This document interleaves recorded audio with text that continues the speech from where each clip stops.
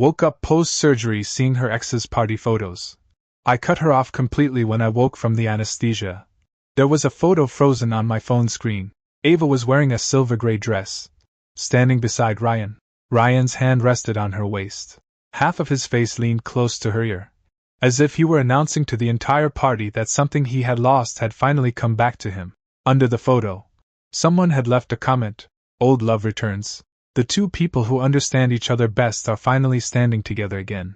I stared at those words while the pain from the breathing tube scraped up my throat in waves. The nurse saw my eyes open and pressed the call button at once. Owen was sitting beside the bed. His eyes were bloodshot. He took the phone out of my hand and lowered his voice. "Don't look." I tried to speak.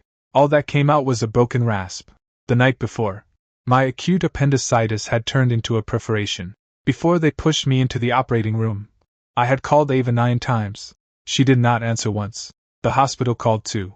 Owen told me the nurses finally found his name in my contacts and called him in to sign the companion confirmation. Ava, meanwhile, had been 3 blocks away in a banquet hall, raising a glass beside Ryan as he cut the cake at his welcome back party. I did not smash the phone. I did not cry. With trembling fingers, I opened my contacts and removed Ava as my emergency contact. Then I sent my lawyer, Nora, a message. "Prepare the divorce agreement and the asset inventory." 10 minutes later, Ava replied, "Stop making a scene. I'm discussing an important partnership. I'll come to the hospital later." I stared at the words, "Stop making a scene."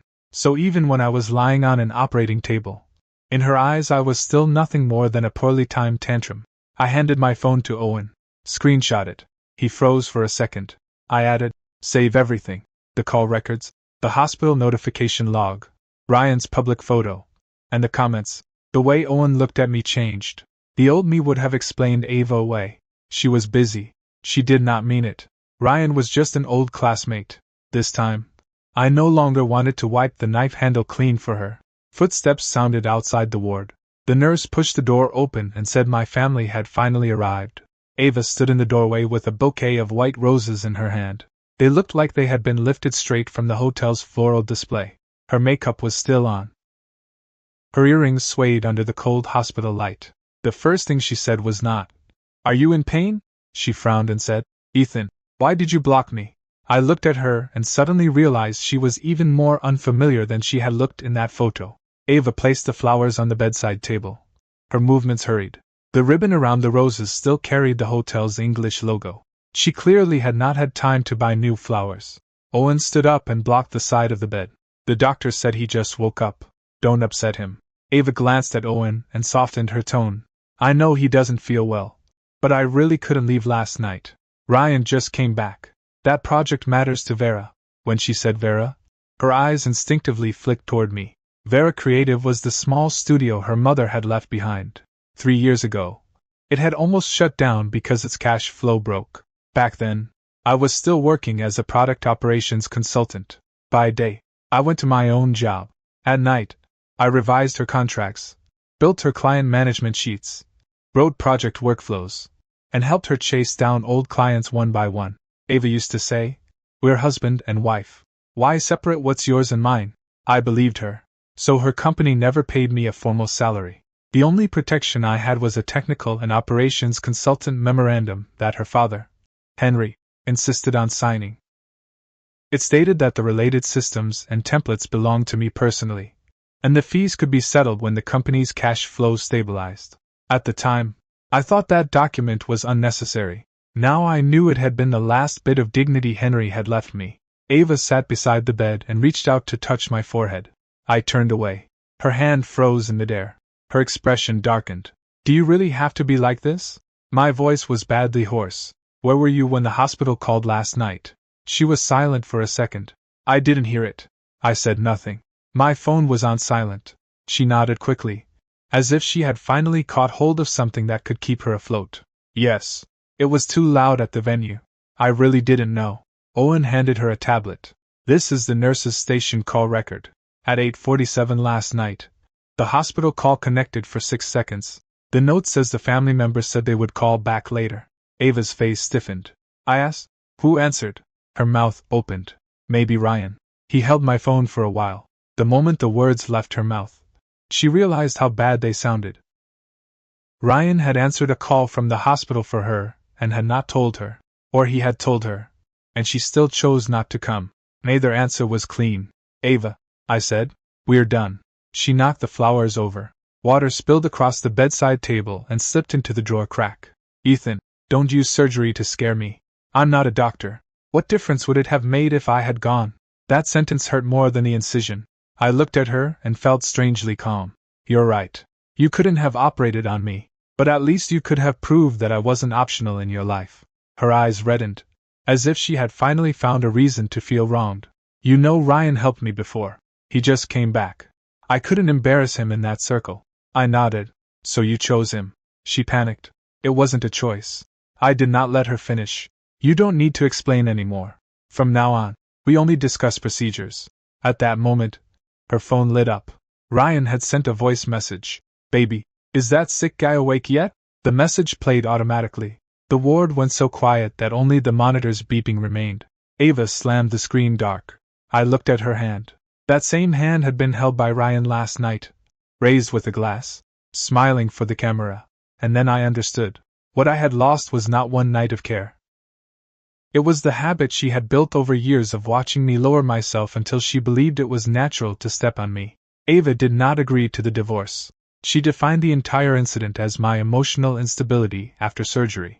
Before she left the ward, she even tucked the blanket around me. The gesture was practiced, as if that neat fold could erase the night before. I'll come see you tomorrow, she said. I did not answer. The moment the door closed, Owen sat back down in the chair. He cursed under his breath. You should have woken up a long time ago. I closed my eyes. As the anesthesia faded, the pain pulled at my abdomen like tiny iron hooks. But my head had never been clearer. I had not suddenly stopped loving Ava. I had simply understood, all at once, that she had never believed I would leave. The next morning, Nora came to the hospital. She did not bring flowers. She brought a document folder. Inside were 3 categories of material. The first was a draft divorce agreement. The second was a preliminary inventory of my personal accounts, premarital property, marital expenditures, and everything I had invested into Vera. The third was an authorization form for online evidence preservation. Nora turned to the last page and said, You need to be clear about one thing first. Her going to a party last night does not automatically count as legal fault that entitles you to more assets. I nodded. I don't want to win with emotion. I want to take back what belongs to me. Nora glanced at me. Then start by ending the free authorization. I signed. That afternoon, every employee email account at Vera received a formal notice. It was not a threat. It simply stated that the customer management sheets, quotation model, contract templates, project scheduling tools, and material archiving system I had personally developed would stop being freely authorized in 30 days. The company could export historical data within that period. After that, if it wished to continue using them, it would need to sign a formal service contract. I did not shut down the server.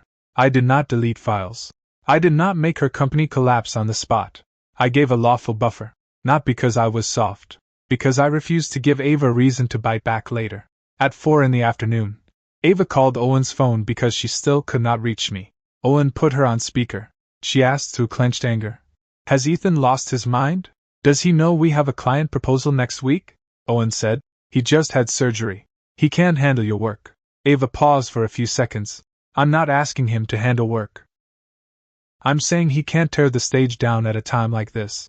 I leaned against the pillow and almost laughed. But the movement tugged at my wound and left only a cold breath. Tear the stage down. I had held that collapsing stage over her head for 3 years. Now that I withdrew my hands, she said I was tearing it down.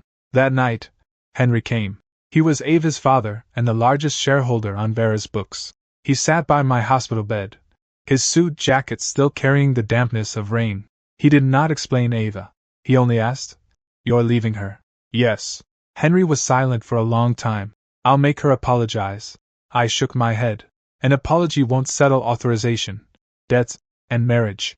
Henry looked at me. You've prepared very clearly. When it hurts, people become clear.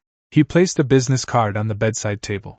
If you need the company to cooperate with evidence, use the formal process. Don't search the accounts privately. I took the card. That was why I respected him. He loved his daughter. But he did not turn love into a curtain to hide behind. Ava did not truly panic until the third day. Not because I refused to answer her calls, but because Vera's project manager, Lena, told her that the proposal template for a new client could no longer directly use my version. The quotation model I had designed was not just a place to fill in numbers. It automatically separated design fees, venue costs, supplier rebates, taxes, and delay risks. Clients liked it because it was transparent. Ava depended on it because it made everything easier. Ryan did not understand any of that.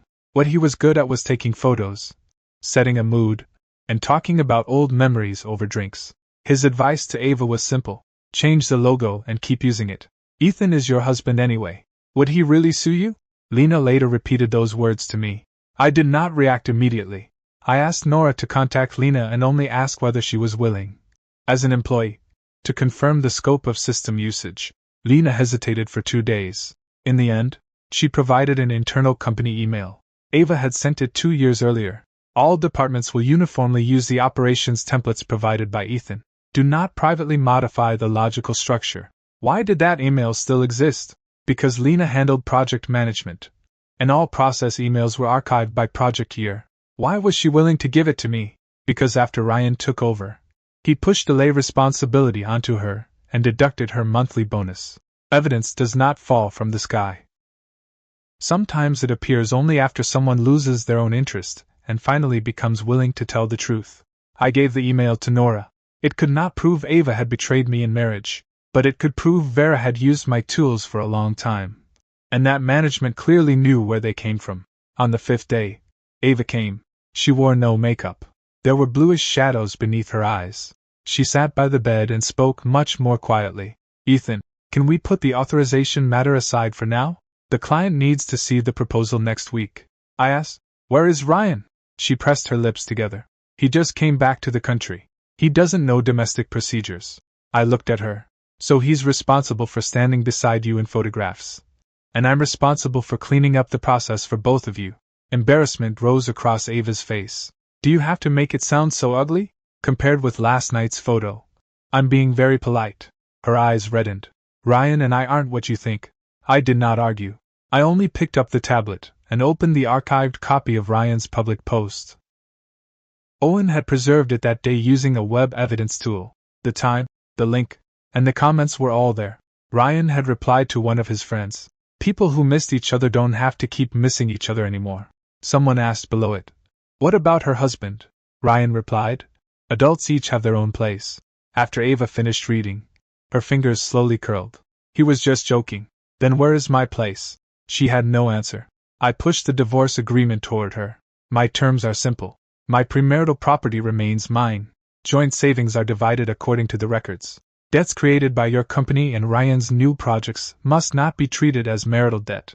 If Vera wants to keep using my system, it pays a service fee. If not, it migrates out on time. Ava stared at the agreement as if she were staring at a blade dropping toward her neck. You've calculated everything this clearly. Did you want to divorce me all along? No. I finally don't want to stay confused. Ava took the agreement away. She did not sign it. Instead, she tried another method to rescue the situation. She called my mother. She sent Owen long messages. She posted carefully worded statements where our mutual friends could see them. She said I was sensitive after surgery and had turned an ordinary business party into betrayal. She said she had worked herself raw for Vera for years, and Ryan was only an old friend who could help her open new channels. She said I had suddenly withdrawn system authorization because I was using marriage to suppress her career. It worked. Within 2 days, I received more than a dozen messages urging reconciliation. Some said men should be generous. Some said that after years of marriage, there was no need to turn everything into a legal fight. Someone even said that a woman as beautiful and capable as Ava would naturally be admired by men. I did not explain myself one by one. I asked Nora to send a lawyer's letter to the people in the relevant group chats who were most active in spreading false information. The content was simple. Please stop spreading unverified information about the marital dispute and commercial authorization dispute. At the same time, I sent the first page of my medical record, the surgery time, the hospital call record, and the evidence preservation number for Ryan's public photo to my parents and Henry. I only explained to people who deserved to know. Everyone else did not deserve access to my wound. After my mother read everything, she sent me only one sentence. Come stay at home for a few days. Your room is ready. I stared at that sentence for a long time. All these years? I had thought that once I was married, I should worry my parents less. But on the night of my surgery, the people who actually found a way to reach the hospital were Owen and my parents. Ava had been under party lights. For the first time, I realized that what I called protecting my marriage sometimes meant pushing away the people who actually loved me. A week later, I was discharged. Owen drove over to pick me up. Ava came too. She stood at the entrance of the inpatient department, holding a coat. When she saw me, she walked over quickly. Come home. I'm going to my parents' place first. Her expression stiffened. How long are you going to keep this up? I did not look at her. I only said to Owen, let's go. Ava grabbed my sleeve. Ethan, you can't do this. I looked at her hand. It was a beautiful hand. When we had registered our marriage, she had held my sleeve the same way and told me she was afraid she could not keep her mother's company alive. Back then, I had said, it's okay. I'll be with you. Now she gripped even tighter. But not because she feared losing me, because she feared I might really stop holding up Vera for her. I gently pulled my sleeve free. Don't worry. I've given the company 30 days to migrate its data. As for the marriage, I'll also give you time to find a lawyer. Her voice shook. Do you have to be this cruel? Cruel people don't call you 9 times before surgery. The color drained from Ava's face. For the first time, she did not argue. After I returned to my parents' home, recovery did not go smoothly. My wound became infected once. The doctor told me to move less and handle less work. But Nora needed me to confirm documents. Vera's people also kept contacting me. Some employees were genuinely anxious. Others were sent by Ava to test my attitude. I quickly learned to tell the difference. The truly anxious ones asked how to migrate data. The ones probing for Ava said husband and wife didn't have to be so absolute. I only replied to the first kind. On the 12th day, Grace sent me a proposal. She was the brand procurement manager for North Bank Hotel Group, a client I had once introduced to Vera. She wrote, this proposal contains your quotation model and flowchart. But the signature says Ryan. Check it before this gets dragged into my project later. I opened the file. Every page felt as if someone had scraped it from my bones. Ryan had changed the colors on the customer journey map I made. He removed the risk notes. He lowered the cost reserves. The last page read, produced jointly by Ryan's Studio and Vera Creative. I asked Grace, who sent this to you? She replied, Ava forwarded it. She said Ryan will handle creative and process from now on. Another link in the chain of evidence was complete. Why did this document exist? Because formal business proposals must be sent by email. And clients keep records. Why could I obtain it? Because Grace knew I was the original model author and worried about compliance risk for the project. What could it prove? That after they received the authorization termination notice, they still tried to use my tools to take on external work and change the signature. After Nora read it, she said only, we can apply for evidence preservation, or we can issue a cease-use notice first. I chose to notify them first. I did not want to drag myself into a war while my wound was still healing, but I was no longer retreating. After the cease-use notice was sent, Ryan panicked. He wrote in an industry chat group that Ethan was a man who knew how to count. His wife's company had only just begun to rise, and he had jumped out to harvest the profits. He also said that when Vera was struggling, what truly brought in clients was Ava's charm, not some man tapping spreadsheets behind a computer. Those words reached me through a screenshot from Lena. I did not curse back. Nora archived the screenshot. Owen asked me, you can tolerate this? Yes. Before, you tolerated things because you couldn't bear to lose her. What about now? I looked at the rain outside the window. Now I tolerate it because court is more useful than a friend group. That night, Ava finally sent me a message that did not sound like an accusation. Ethan, do you already not love me anymore? I looked at it for a long time. In the end, I replied only one line. That didn't just happen now. You put me outside your love a long time ago. Ava began to truly realize that I was not throwing a tantrum. I was leaving. When she returned home, she found half of my shoes gone from the entry cabinet. The computer in the study, the one that carried all of my authorized tools, had been taken away in advance. The wedding photo was still on the wall, but I had removed her access to the shared album. She called me. She still could not reach me, so she emailed me. The subject line was, "We need to talk." I forwarded the email to Nora and replied with one sentence. For marriage matters, schedule a time. For company matters, go through counsel or a formal contract. The next day, Ava went to my parents' home. My mother did not let her in. My mother told her, "Ethan is resting. If you want to talk, explain what happened on the night of his surgery first." Ava stood outside the door and said she really had not known it was that serious. My mother asked, "Where were you during the 6 seconds when the hospital call connected?" Ava did not answer. My mother later told me Ava looked haggard then, as if reality had finally caught up with her. But reality does not go backward just because someone looks exhausted. At the same time, Vera started having internal problems. After Ryan took over the North Bank project, he lowered the budget by 15% to prove his own capability. He deleted the supplier advance payment risk note from my template. The result was simple. The venue demanded advance payment. The lighting supplier raised the price. The client insisted on the original effect. Lena reminded Ryan to revise the budget. Ryan said in front of the whole team, "Don't let Ethan's conservative spreadsheets scare you. Young people need imagination. Imagination does not pay invoices." 3 days later, finance discovered that the project margin might turn negative. Ava called Ryan into her office and argued with him. Ryan asked her in return, "Now you're scared? Weren't you the one who wanted to prove you could do this without Ethan?" Ava told me that later. Her voice sounded as if it had been dragged across sandpaper. Only then did I learn that Ryan had not invited her to the party at the last minute.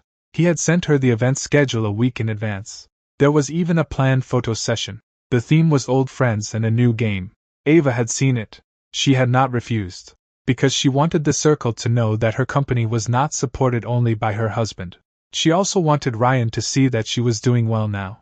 After I heard everything, I asked only one thing. "What about the hospital call?" Ava covered her face. "Ryan said you only had a stomachache. He said it would be fine to go after the party. Did you believe him?" She said nothing. I understood.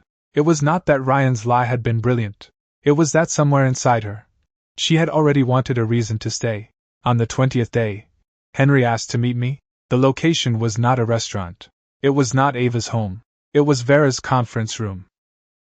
He placed the company articles, shareholder meeting records, and the consultant memorandum on the table. "Ethan, I'm not here today to plead for my daughter. I'm speaking with you as a shareholder." I sat down. Henry looked much older. His temples were obviously white. "You gave a 30-day transition," he said. "That was decent. I admit the company has used your labor for years." I asked, "Does Ava know you're here today?" He nodded. "She knows, but she disagrees." "Then why are you here?"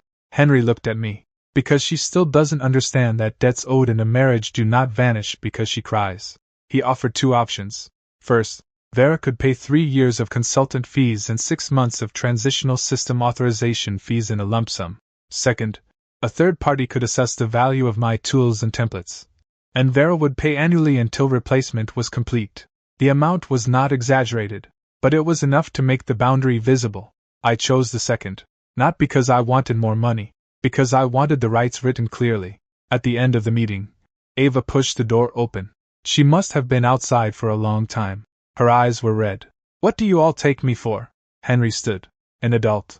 Ava pointed at me. "He's my husband. Helping me is what he should do." The conference room went silent for 2 seconds. Henry raised a hand and rubbed his brow.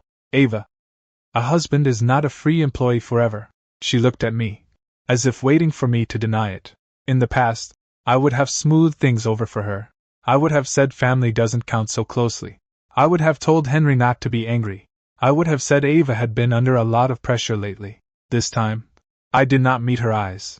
I only pushed the signed meeting minutes toward Henry. Ava finally understood that the man who had always buffered the world for her was no longer standing at her side. Her voice softened.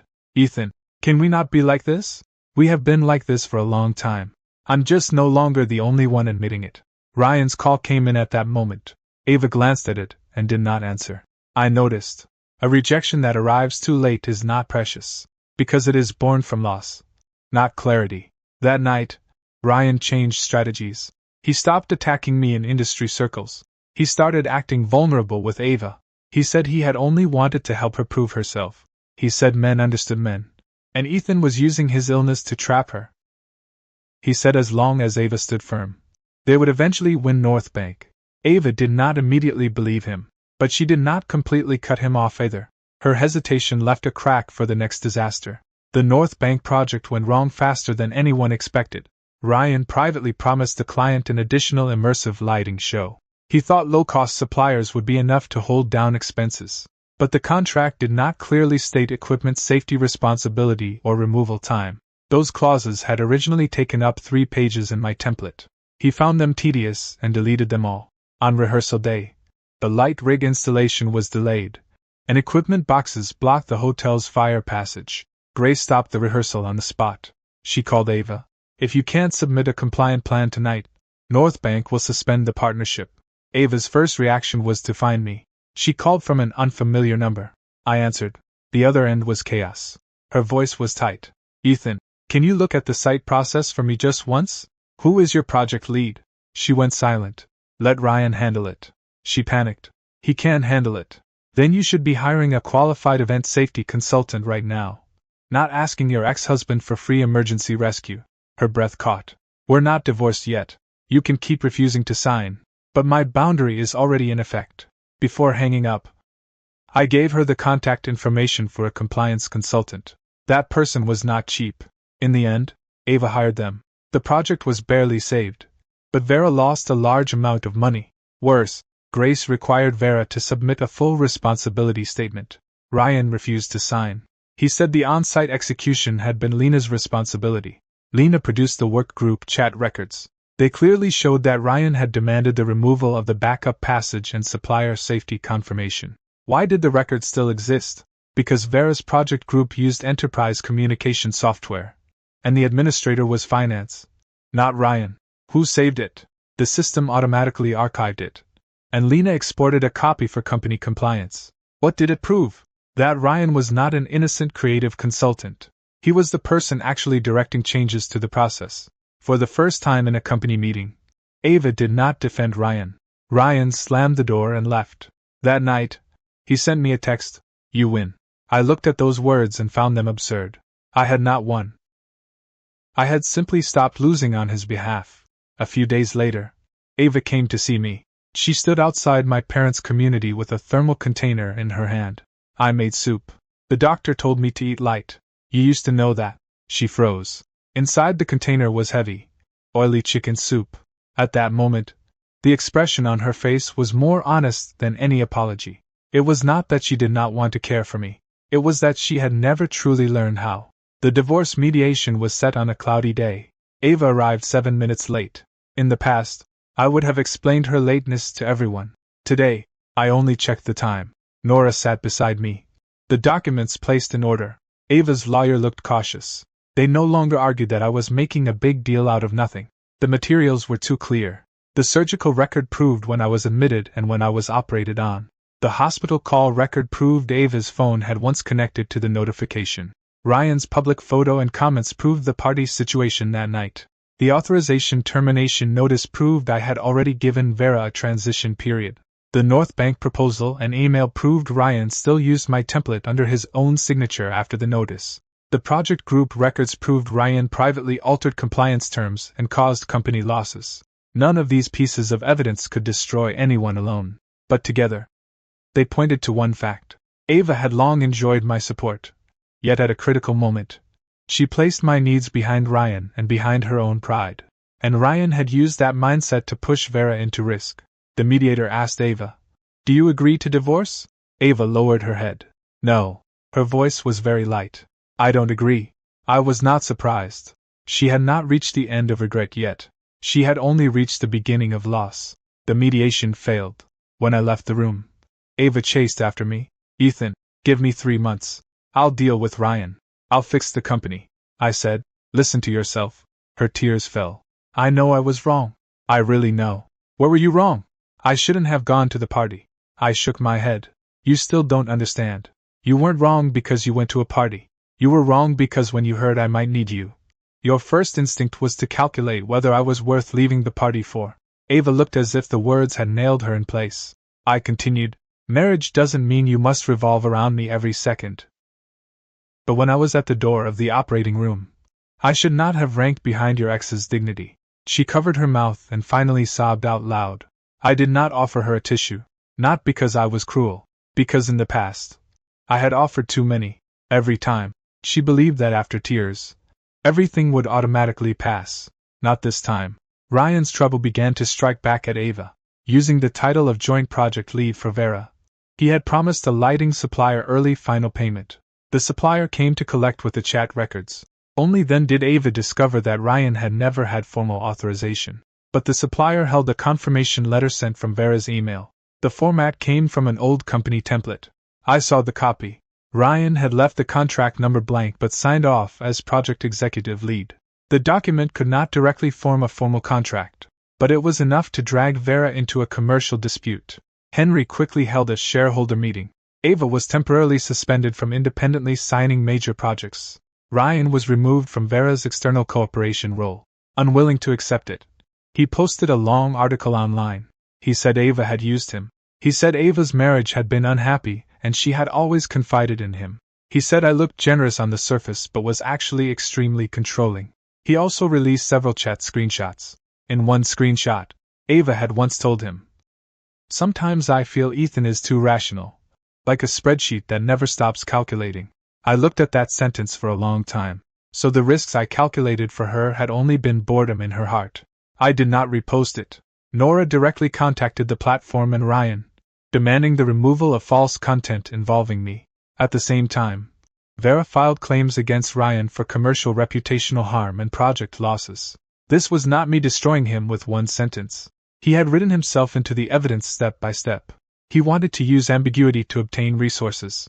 When he failed to hold onto those resources, he pushed the responsibility back onto Ava. Ava finally saw clearly. When she came to see me, she had lost weight. I used to think Ryan understood me. I did not say she deserved it. I only said, he understood the part of you that was unwilling. She froze. He knew you wanted to prove yourself. He knew you were afraid people would say Vera depended on me. He knew you enjoyed being treated like the heroine, so he gave you a stage. But the supports beneath that stage had always been built by someone else. Ava sat across from me, her fingers wrapped around a cup. That support was you. It used to be. She lowered her head for a long time. I didn't know you carried so much. You knew. You just believed I would never withdraw. Her tears fell into the rim of the cup. I felt no triumph, only exhaustion. She regretted it. But the person she regretted losing was no longer the person I was becoming. At the second pre-litigation mediation, Ava agreed to divorce. She no longer cried and begged me to go home. She placed the signed property division plan on the table. My premarital property remained mine. Joint savings would be calculated according to the records. Any new guarantees or payables created under her name for Vera and Ryan's projects would be handled by her and the company internally, and would not be listed as marital debt. Vera would sign a separate agreement with me for system transition authorization and settlement of historical consulting fees. The payment would be made in installments. Every clause was clear. Every clause was cold. But that was exactly what I wanted. Not revenge. A boundary. The day the procedures were finished, Ava called after me outside the Civil Affairs office. Ethan. I stopped. She was wearing a beige coat and no jewelry. The wind disturbed her hair. Can I ask you one more question? Ask. She looked at me. When you deleted me, did it really not hurt at all? I was silent. How could it not hurt? It takes years to place one person into your life. Deleting her is not as simple as pressing a button. You have to delete the cup she left on the other side of the dining table. Delete the work files she sent at midnight. Delete the lamp you left on in the living room because she said she was afraid of the dark. Delete the habit of giving her a reason every time she hurt you. Delete the illusion that if you endured just a little longer, she would eventually turn around and see you. It hurt, I said. A faint light came into her eyes. I continued, but the night of the surgery hurt more. And that little light went out. Ava lowered her head. I'm sorry. I nodded. I accept. She looked up at me. Then what about us? In the future? There is no future. Her lips trembled. I did not stop again. When I walked out of the building, Owen was leaning against the car waiting for me. Done? He asked. I looked at the divorce certificate in my hand. Done. Divorce did not make every problem stop immediately. It marked the start of another phase. For Vera to complete system migration, the company had to take apart every process it had depended on from me over the past 3 years. Once those processes were opened, Many problems appeared under the light for the first time. Some supplier rebates had not been recorded clearly. Some client changes had only been verbally agreed to by Ava. Some project delays had been smoothed over privately by me without leaving any internal review. Ava used to think I only made pretty spreadsheets. Now she learned that behind those sheets was a skeleton of risk. Henry hired a third-party audit firm. The audit was not meant to drive his daughter into a dead end. It was meant to show the company where it actually stood. I cooperated by providing explanations of my tools and historical version records. Each record came from my personal work email and cloud submission logs. Why did they still exist? Because I came from product work, and I was used to leaving timestamps, editors, and used notes for every version. Back then, Ava thought I was being troublesome. She said a small company did not need to leave so many traces like a large corporation. Now those traces became boundaries. They proved which parts were my labor. They also proved which parts she could not erase with a casual sentence. Judy, Vera's finance officer, privately sent me a message. I used to think you were too serious. Now I know you were keeping the lightning away from us. I looked at the message and did not reply much. I only said, follow the process from now on. That sentence sounded cold. But what many adults truly need is not tenderness. It is rules. On the other side, Ryan refused to accept the termination of cooperation. First, he sent Ava long letters saying she had sacrificed him. Then he called several clients and said Vera was internally chaotic because Ava's ex-husband was deliberately retaliating. Grace compiled the recording into a call summary and sent it to Vera's legal inbox. She was not doing it to help me vent. She was protecting North Bank from being dragged into the dispute. The evidence closed again. Ryan's public posts, client calls, project chat records, email signatures, and supplier commitment letters confirmed one another. They proved he was not a passive old flame caught in the middle. He had been using Ava's emotions and Vera's resources to pave his way back into the industry. After Ava found out, she blocked Ryan's number for the first time of her own accord. She sent me a message. I finally deleted him. I did not reply, because I had passed the stage where I needed her to prove she was awake. That night, my father walked with me downstairs, under the streetlights in our community. He moved slowly. Your mother hasn't been sleeping well, he said. She's afraid you're acting tough but still thinking about her. I'm not thinking about her anymore. My father glanced at me. Not thinking doesn't mean it doesn't hurt. I stopped. The wind moved through the leaves with a very soft sound. I suddenly realized my father was not someone who failed to understand me. He simply did not speak often. Dad, I said, did I used to see myself too much as the person who puts out fires? He smiled a little. You've been like that since you were a child. When someone broke a bowl, you first checked whether anyone had been cut, then asked whose bowl it was. I looked down at the tips of my shoes. My father said, kindness is not wrong, but you need to understand that the wound is on your body, not in other people's mouths. After that day, I put my follow-up appointments, sleep, and rehabilitation training into my calendar. Ava's projects used to stand ahead of everything. Now my body took the first slot. This was not a cinematic victory. It was common sense I learned only after paying for it with a knife. Ava's real apology came after Vera's shareholder meeting. She did not bring soup. She did not bring flowers. She brought a folder. Inside was a timeline she had organized herself. It began from the afternoon when I first got sick. What time I called her. What time Ryan took her to the hotel. What time the hospital call came in. What time the party photo was taken. What time Ryan posted the photo. What time she replied. Stop making a scene. After every line, she wrote what she had been thinking then. She wrote, I thought Ethan was enduring again. She wrote, I thought he would wait for me. She wrote, I was afraid that if I left the party, Ryan would think I was still trapped by marriage. She wrote, what I was truly afraid of was not losing a partnership, but admitting I was not as independent as I imagined. After I read it, I did not feel the pleasure I had expected. The apology was late. But at least, for the first time, she did not push the mistake onto Ryan, onto pressure, or onto my being too rational. Ava sat across from me with her back straight. I used to think you could handle anything, so I treated you like something that couldn't break. People are not things. She nodded. I know. Then she said, I'm not asking you to get back together with me. I just wanted to give this to you. Why? She looked at her own hands. Because I want you to know that night wasn't because you weren't important enough. It was because my broken order of priorities could no longer tell what mattered. I was silent for a while. That sentence came closer to truth than many tearful confessions. It was not that Ava did not understand love. It was that she had mistaken being needed for love, admiration for value, and my steady support for something she naturally deserved.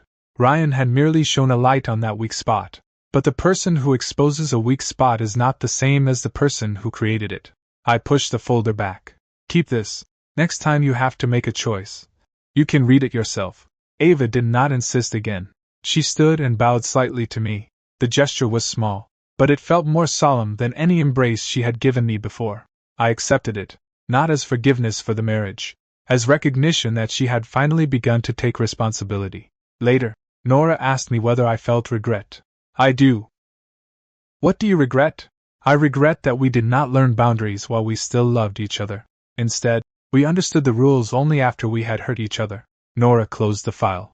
Many relationships are like that. When they can still be saved, no one thinks they need saving. By the time everyone knows where the problem is, the relationship is already dead. I said nothing. Outside the window, the winter sun was bright, but it had no warmth. During that period, I paid a price too. 2 clients heard about the dispute between Vera and me and suspended cooperation. They worried my emotions would affect delivery. An old friend thought I had gone too far and deleted me. Some people said privately that men did not need to calculate things to this extent. I began to understand that stopping the habit of pleasing others does not immediately win applause. It first brings misunderstanding, because people who are used to taking advantage of you will call your boundaries an attack. But I no longer explained. I placed my recovery reports, project progress, and contract terms in front of clients. Those willing to follow rules stayed, those unwilling left. I lost some noise. I regained quiet. It was not a pretty deal, but it was real. A few months later, Vera stabilized. Henry hired a real operations director. Ava stepped back into the role of creative lead and relearned budgets, compliance, and team management. She no longer mentioned Ryan in public. She no longer described me as the silent support in her entrepreneurial story. At one industry salon, the host asked her about the most important turning point in Vera's early years. She paused for a long time. Then she said, "Someone spent a very long time helping me build processes. I understood far too late that it was not something I was entitled to." Lena forwarded the video clip to me. I closed it after watching. I did not need Ava to return me to the crowd. I only needed her to stop taking from me. Ryan could not afford the full losses, but he reached an installment compensation and public clarification agreement with Vera. He did not vanish overnight like a villain in a story. In reality, many people do not fall completely because of one mistake.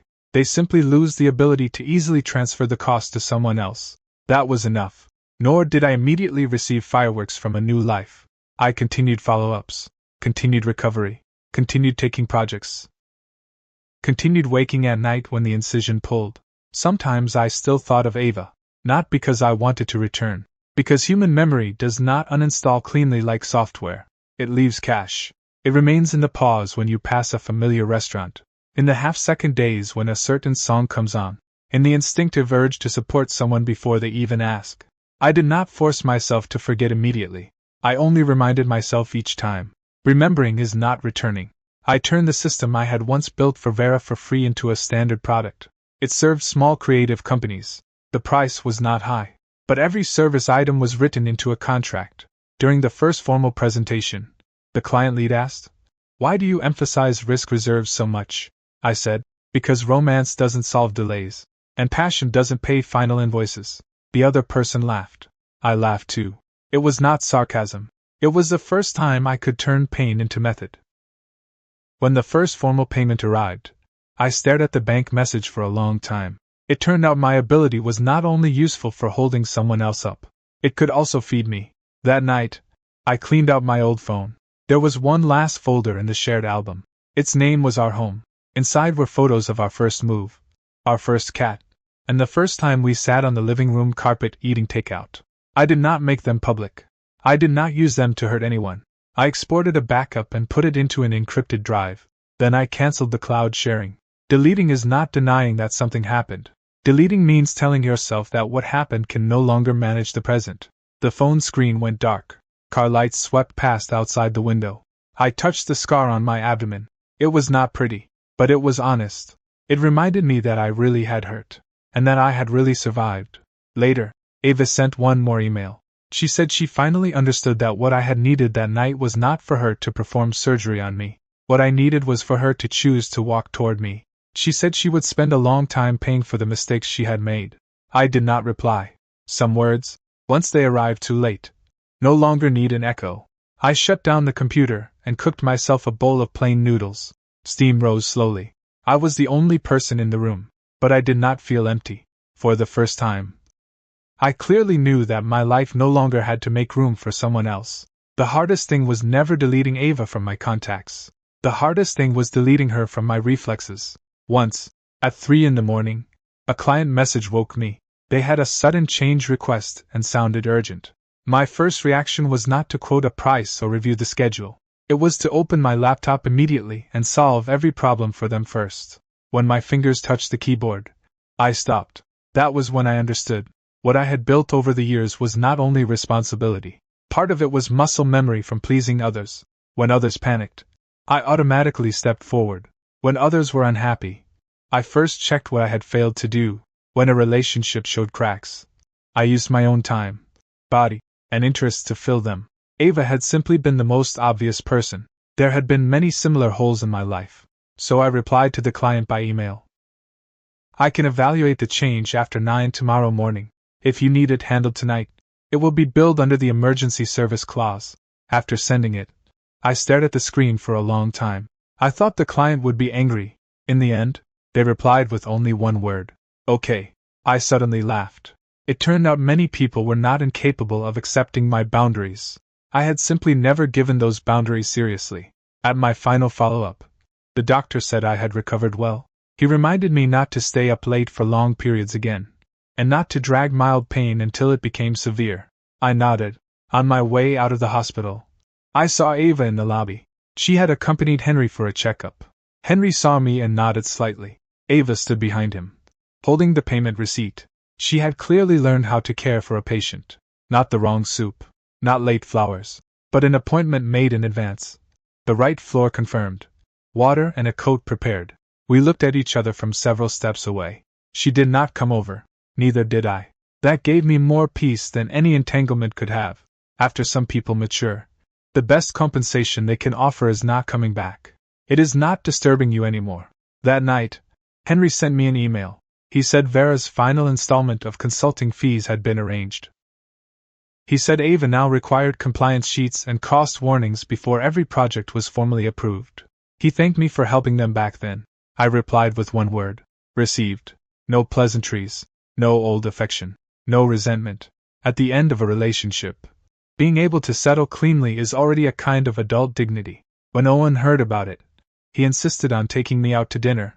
You finally seem like a human being, he said. Did I not before? Before, you were like public infrastructure. Anyone thirsty could come take a drink. I laughed because of him. After laughing, my chest felt a little sour. Sometimes a brother's rude joke can drag you out of an old life better than comfort can. That night, we did not talk much about Ava. We talked about cars, projects, and the coffee shop Owen was preparing to open. He asked whether I was willing to look at his membership system. Sure, I said. He immediately added, at market price. I looked at him. He raised his glass. I'm afraid you'll relapse. I raised mine too. This time, I did not say family does not need to calculate. I said, I'll send you the contract tomorrow. Owen cursed once, but he smiled happily. 1 year later, my new product had steady clients. It was not something that changed the world. It only helped small companies write quotations, delivery, risk, and responsibility clearly. But I liked it more and more, because it resembled the life I later built. Not exaggerated, not pleasing, not relying on emotion to maintain order. Whoever held responsibility had their name in the correct column. Whatever cost had to be paid was placed under the light. Whatever relationship had ended was not renewed with memory. One afternoon, Grace introduced a new client to me. The meeting was at North Bank Hotel. I arrived early. As I crossed the lobby, I saw the banquet hall on the second floor being arranged for a new event. Light stands were being lifted. A florist bent over the tables. A photographer adjusted his camera. For one instant, I thought of the photo I had seen when I woke from surgery. The silver gray dress, the hand on the waist, the glaring comments, and Ava's message, "Stop making a scene." Strangely, my stomach no longer went cold. I did not think about evidence, lawyers, agreements, or arguments. I simply walked past the banquet hall calmly. The front desk glass reflected my face. I looked thinner than I had then, more settled too. The incisions still tightened sometimes on rainy days, but it no longer felt like a nail pinning me to that hospital bed.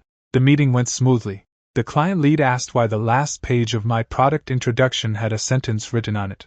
"Do not let the silent person carry all the risk." I thought about it and said, "Because before many systems break, the first thing that breaks is not the process. It is the assumption that someone will always be there to carry the consequences." The lead nodded. "That sounds like something written by a person who has been through something." "Yes," I said, "but now it is only a product principle."